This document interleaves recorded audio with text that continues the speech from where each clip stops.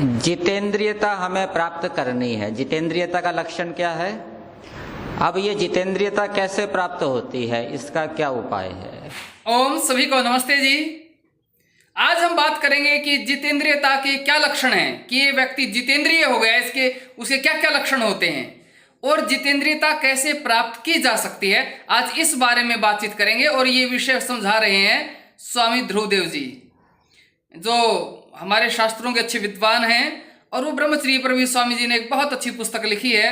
और आजकल जो हमारा ब्रह्मचर्य रक्षा ग्रुप है, उसमें ब्रह्मचर्य से संबंधित या वैदिक सिद्धांतों से संबंधित स्वामी ध्रुवदेव जी निरंतर विचार डाल रहे हैं। तो आप अपने ब्रह्मचर्य रक्षा ग्रुप से भी जुड़ सकते हैं, अवश्य जुड़ें। डिस्क्रिप्शन में मैं उसका लिंक डाल दूंगा, आप वहां से ग्रुप को ज्वाइन कर सकते हैं।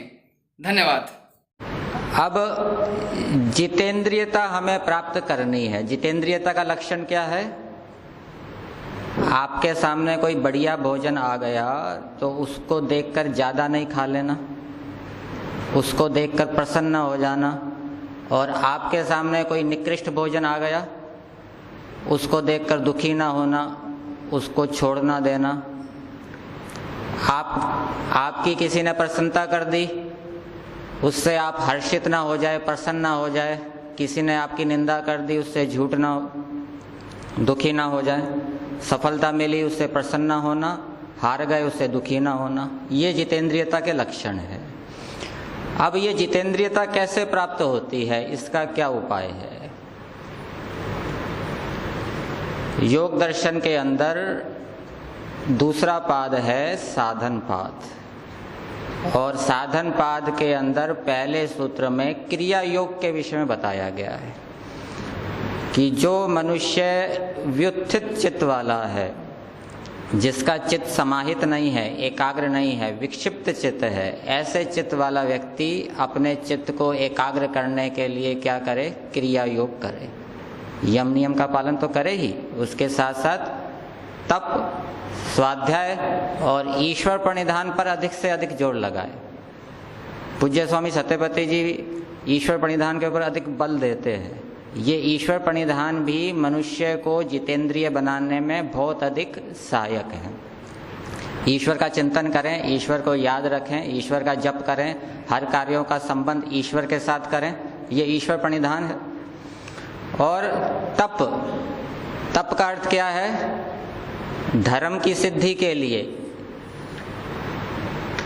विद्या की सिद्धि के लिए, योगाभ्यास की सिद्धि के लिए जो भूख, प्यास, सर्दी, गर्मी, मान अपमान सहन किया जाता है, उसको तप कहा जाता है। धर्म की सिद्धि का मतलब क्या है? कि व्यक्ति धर्म पर दृढ़ हो जाए, इतना दृढ़ हो जाए कि चाहे कोई उसका प्राण भी ले ले कि भाई आप अधर्म आचरण करो, नहीं तो आपके प्राण ले लेंगे, वो अधर्म आचरण ना करे। ये धर्म की सिद्धि है। विद्या की सिद्धि क्या है? कि हमने जो शास्त्रों से ईश्वर, जीव, प्रकृति के विषय में जाना, उनके विषय में हमें निश्चित ज्ञान हो जाए, तत्व ज्ञान हो जाए, विवेक हो जाए, कोई संशय ना रहे। और तीसरा योगाभ्यास की सिद्धि। योगाभ्यास की सिद्धि यही है, समाधि की प्राप्ति हो जाए। तो इसके लिए कष्टों को सहन करना ये तप है। निष्प्रयोजन कष्टों को सहन करना, भूख प्यास सहन करना, ये तप नहीं है। तो तप, स्वाध्याय में भी अधिक से अधिक समय लगाएं। जितना हम स्वाध्याय में अधिक समय लगाएंगे, जितना ईश्वर प्रणिधान में अधिक समय लगाएंगे, जितना अधिक तप करेंगे, उतना शीघ्र ही हम जितेंद्रियता को प्राप्त कर लेंगे। और फिर जितेंद्रियता से युक्त होकर हम यम नियम का पालन करेंगे, वेद आदि शास्त्रों का अध्ययन करेंगे, उससे विवेक होगा, विवेक से वैराग्य होगा, और वैराग्य से फिर हमारा योग में प्रवेश होगा, योग की सिद्धि होगी, और फिर हम अपने लक्ष्य को प्राप्त कर पाएंगे।